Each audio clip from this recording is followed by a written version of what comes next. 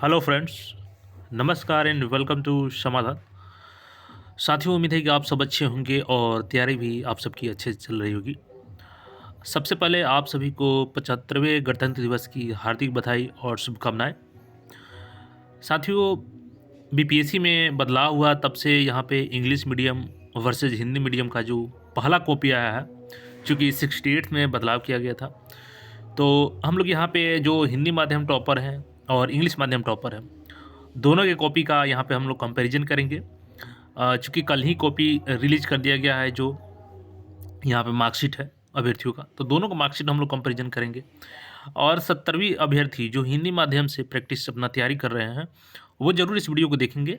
जो हिंदी माध्यम के छात्र हैं, खास करके जो अपनी क्षमता को नहीं पहचान पाते हैं और एक उनके मन में धारणा बन जाती है कि हिंदी माध्यम वाले इंग्लिश का टक्कर नहीं दे सकते हैं। तो यहाँ पे आपको कहाँ कहाँ पे सुधार करना है, कौन सी गलती है जिसको आप लोग सुधार करेंगे तो बेहतर रिजल्ट कर सकते हैं। तो आइए यहाँ पे पहले तो हम लोग दोनों टॉपर का कॉपी देखते हैं। एक हिंदी माध्यम का है और एक इंग्लिश मीडियम का है। यहाँ पे देख सकते हैं हमने कंपैरिजन के लिए सुविधाजनक करने के लिए एक जगह पे दोनों कॉपी को जो यहाँ पे मार्कशीट है दोनों की जगह पर रख लिया है हमने। ये है हिंदी माध्यम के टॉपर हैं, नीतीश पाठक सर हैं और इनका रैंक 36वां आया था, आरडीओ को पोस्ट मिला था और ये हिंदी माध्यम के टॉपर है। सबसे अच्छा रैंक इनका 36वां रैंक इन्हीं का है 68वीं बीपीएससी में। उसके बाद ये अनुभव सर हैं, तो इनका रैंक सेकंड है और ये इंग्लिश मीडियम से टॉपर है। अब आइए यहाँ पे हम लोग दोनों का मार्क्स देखते हैं कि इनका कहाँ पे क्या है, मार्क्स कितना ज़्यादा है कितना कम है। पहला यहाँ पे हम लोग देखेंगे, जैसे हिंदी है तो इसमें कंपैरिजन कोई ज़रूरत नहीं है क्योंकि ये तो क्वालिफाइंग इन नेचर है। तो अनुभव सर का यहाँ पे 53 है और इनका 54 है। ठीक है, यहाँ पे GS1 चूँकि मेरिट इसी पे बनता है, आपका रैंक इसी पे निर्धारित होता है। GS1 GS2 ऐसे, चूँकि ऐसे पहली बार इंट्रोड्यूस किया 68 से। इसके पहले क्या होता था कि जो ऑप्शनल होता था, तो अलग अलग optional geography, sociology, psychology, history जो भी अपना रखते थे उसके अनुसार किसी को ज़्यादा नंबर आते थे, किसी को कम। तो उसमें होता क्या था कि किसी साल लगता था कि नहीं इस ऑप्शनल सब्जेक्ट वाले अच्छा स्कोर कर लिए हैं, तो किसी साल कोई और ऑप्शनल वाले, मतलब उसमें अलग अलग ऑप्शनल वाले अलग अलग बेनिफिट लेके चले जाते थे। तो यहाँ पे जब से ऐसे हुआ तो इसको कॉम्प्रोमाइज़ कर दिया गया और ऑप्शनल जो है आपका वो केवल क्वालिफाइंग नेचर हो गया, तो ऑप्शनल का कोई इफेक्ट नहीं है इस पर।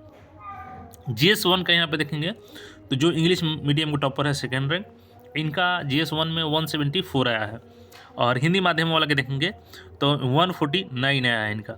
यहाँ पे लगभग 25 नंबर का अंतर है दोनों के मार्क्स में। देखिए, GS1 में आप चाहें तो इंग्लिश मीडियम को भी यहाँ पे पीछे कर सकते हैं। इसका कारण ये है कि GS1 पेपर जो होता है ना, वो आपका स्टैटिक पार्ट्स होता है। तो स्टैटिक पार्ट में जैसे कि आप स्टैटिक्स के लिए जितना आप मेहनत करेंगे ना, जैसे पिछले साल का अगर आप पेपर जो भी उठा लें 10 साल या अभी तक जितने हुए हैं सभी को अगर आप सॉल्व कर जाते हैं केवल, तो चूँकि उसमें 72 में 72 मार्क्स आप ला सकते हैं, जो कि गेम चेंजर होता है इसमें स्टैटिक्स। इसमें अगर आप सही बनाते हैं तो एक नंबर भी आपका नहीं कटता है, लेकिन अगर मिस्टेक करते हैं तो नंबर कटता है इसमें। तो स्टैटिक्स को जो हिंदी माध्यम के छात्र हैं उसको अपना हथियार बनाइए, स्टैटिक्स पे काफ़ी मेहनत कीजिए, जितना अभी तक का प्रीवियस ईयर क्वेश्चन है सबको सॉल्व कर डालिए, कॉन्सेप्ट को अच्छे से समझिए। उसके अलावा एक्स्ट्रा बुक से क्वेश्चन को लेकर के सॉल्व कीजिए, तो स्टैटिक्स यहाँ से आपका कंप्लीट हो जाएगा। और हिस्ट्री यहाँ पे पूछा जाता है तो हिस्ट्री को आप लोग अच्छे से सबसे पहले क्या करेंगे, जो प्रीवियस ईयर क्वेश्चन है आप लोग प्रीवियस ईयर क्वेश्चन को उठाएं। 1 साल 2 साल नहीं बल्कि कम से कम 7 से 8 साल का प्रीवियस ईयर क्वेश्चन उठाए आप लोग हिस्ट्री का। उसके अलावा यूपीएससी का भी आप लोग देख सकते हैं, हिस्ट्री क्वेश्चन वहाँ से उठाइए और उसके पैटर्न को समझिए कि लगातार कहाँ से क्वेश्चन आ रहा है, और उसके अनुसार आप लोग अपना नोट्स एक बनाइए जो शॉर्ट नोट्स होता है, ताकि आप एग्ज़ाम से पहले उसको रिवीजन कर सकें मेंस के एग्ज़ाम से पहले। तो यहाँ पे प्रीवियस ईयर क्वेश्चन को और आधार मानते हुए स्टैटिक्स का काफ़ी रिवीजन करेंगे। तो यहाँ पे अगर आप स्टैटिक में 72 ला सकते हैं तो यहाँ पे आप जो 149 स्कोर दिख रहा है आपका, ये स्कोर और आगे जा सकता है, जो कि आपका रैंक इम्प्रूवमेंट कर सकता है।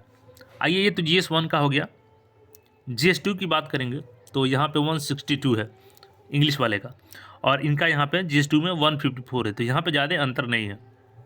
देखिए, इसमें होता क्या है कि GS2 पेपर में चूँकि 67 तक अभी तक देख रहे थे कि 150 क्रॉस नहीं कर रहा था बीपीएससी का, लेकिन इसमें भी नंबर आने लगा। अच्छा खासा। तो देखिए 162 और 154। GS2 के लिए आपको करना क्या है कि आप मैंडेटरी है, आपको पेपर पढ़ना होगा। अब आप सोचेंगे कि कौन सा पेपर पढ़ें, तो देखिए आप हिंदी माध्यम है, ज़रूरी नहीं है कि आप द हिंदू पढ़ें, इंडियन एक्सप्रेस पढ़ें, क्योंकि आप जितना इंग्लिश समझने में समय लगाएंगे उससे बेहतर है कि आप हिंदी मीडियम का कोई पेपर फॉलो कीजिए। एक आप राष्ट्रीय संस्करण पढ़िए, जैसे दैनिक जागरण हो गया, एक पटना संस्करण पढ़िए। मतलब पटना संस्करण और राष्ट्रीय संस्करण आप पढ़ेंगे, उससे क्या होगा कि आपका दो फायदा होगा। एक, ऐसे में आपका जो राइटिंग इंप्रूवमेंट होगा, राइटिंग स्किल बढ़ेगा, अच्छे ऐसे शब्द वहाँ से कलेक्ट करिएगा, तो उससे लिखावट में आपका इंप्रूवमेंट आएगा और लिखावट के बदौलत आप ऐसे में अच्छा कर सकते हैं। तो GS2 के लिए यहाँ पे ये काम करना होगा कि आपको डेली पेपर पढ़ना होगा। दूसरा चीज़ कि आपको मैगजीन फॉलो करना होगा, कोई ना कोई मैगजीन फॉलो करिए, चाहे वो DP हो गया, यहाँ पे PD हो गया, प्रतियोगिता दर्पण हो गया। तो प्रतियोगिता दर्पण अगर फॉलो करते हैं तो बहुत अच्छा है हिंदी माध्यम के लिए, उसको जरूर फॉलो कीजिए। डेली जो होता है मंथली वाला लाइए और उसको डेली पढ़िए, उसके कॉन्सेप्ट को समझिए और उसका अपना एक अलग से शॉर्ट नोट्स बना लीजिए GS2 के लिए। अब यहाँ पे AC के लिए देखिए ये गेम चेंजर हुआ है इस बार।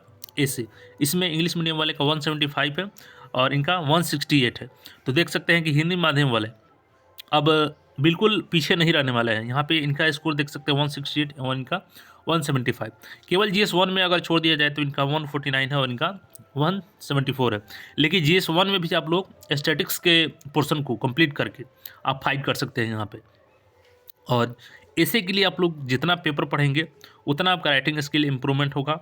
और हिंदी माध्यम वाले में देखिए एक चीज़ जो कॉमन चीज़ होता है ना, जो लोग मिस्टेक करते हैं, ये लोग लिखना पसंद नहीं करते हैं। मतलब कहने का ये है कि डरते हैं कि अरे हमसे होगा कि नहीं होगा। पहले आप गलत ही लिखना शुरू कीजिए, लेकिन लिखिए। अभी से आप अगर प्रैक्टिस करते हैं तो इम्प्रूवमेंट होगा। कोई भी चीज़ शुरू से ही नहीं आती है, इम्प्रूवमेंट करना पड़ता है उसमें।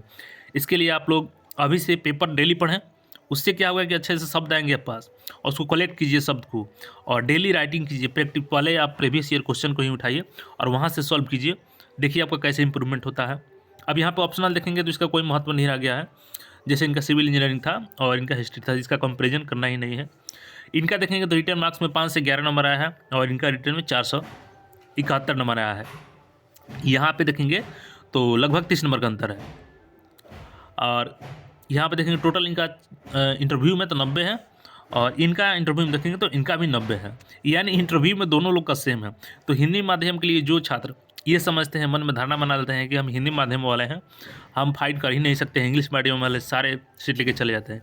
तो इस बार नीतीश पाठक सर का 36वां रैंक है, इनसे कुछ सीखिए आप लोग और कहाँ कहाँ पे मेहनत करना है हमने आपको सब चीज़ बता दिया। एक और चीज़ देखेंगे आपको कि अगर आपका स्कोर कहीं कम आ रहा है, अगर आप अपना पर्सनालिटी डेवलपमेंट अच्छा रखते हैं तो आप यहाँ से भी बेहतर कर सकते हैं। अब जैसे एक और कैंडिडेट के यहाँ पे देखेंगे तो इनका GS1 में कम है, 148 है। GS2 में देखेंगे 142 ही है यहाँ पर मात्र, और ऐसे में इनका 172 है, ऐसे में ठीक है। टोटल इनका 462 मार्क्स ही हैं रिटर्न में। और इंटरव्यू में देखिए जो लोग ऐसा रहता है कि 90 क्रॉस नहीं करता है, लेकिन इनका 105 है। और इसके बदौलत देखेंगे तो यहाँ पे 567 नंबर आएगा, जबकि 36वें रैंक के जो नीतीश पाठक सर हैं इनका 561 है। तो आपको इम्प्रूवमेंट करना होगा अपने पर्सनालिटी में भी, तो इससे आप लोग बेहतर कर सकते हैं। और हिंदी माध्यम वाले अपनी क्षमता को जरूर पहचानिए और अच्छे से लग जाइए। जो मैंने चीज़ बताया कि आप डेली पेपर पढ़िए, हिंदी न्यूज़पेपर, पटना संस्करण और राष्ट्रीय संस्करण। उसके बाद प्रतियोगिता दर्पण को जरूर फॉलो कीजिए, चाहे कोई और पत्रिका फॉलो कर रहे हैं तो उसको भी फॉलो कीजिए, कोई दिक्कत नहीं है, लेकिन फॉलो कीजिए आप लोग रेगुलर बेसिस पे। और आंसर राइटिंग प्रैक्टिस अभी से करें। आप प्री निकालने के बाद सोचते हैं कि हम करेंगे, तो प्री तो आपका केवल क्वालिफाइंग इन नेचर है, लेकिन सिलेक्शन जो होगा, रैंक आपको दिलाएगा वो मेंस आंसर राइटिंग ही दिलाएगा। तो अभी से प्रैक्टिस करें, गलत ही लिखे लेकिन लिखना शुरू कर दें। सबसे पहला काम कि आप शुरू कर दें। और ये देख सकते हैं हमने जो दोनों कॉपी दिखाया है हिंदी और इंग्लिश का, तो अब ज़्यादा अंतर नहीं रह गया है। आज 36वां रैंक आया है, अगला बार आप लोग का बारी है, आप उससे भी कम आइए, इवन आप लोग टॉप 10 में आइए। तो हिंदी माध्यम के छात्रों के लिए और यहाँ पे मोटिवेशन का आप लोग काम करेंगे। तो बाकी आपका क्या कहना है इस पर आप लोग कमेंट करके ज़रूर बताएं। और ऐसे ऐसे अपडेट्स के लिए चैनल से जुड़े रहें। मिलते हैं फिर नए अपडेट में। धन्यवाद।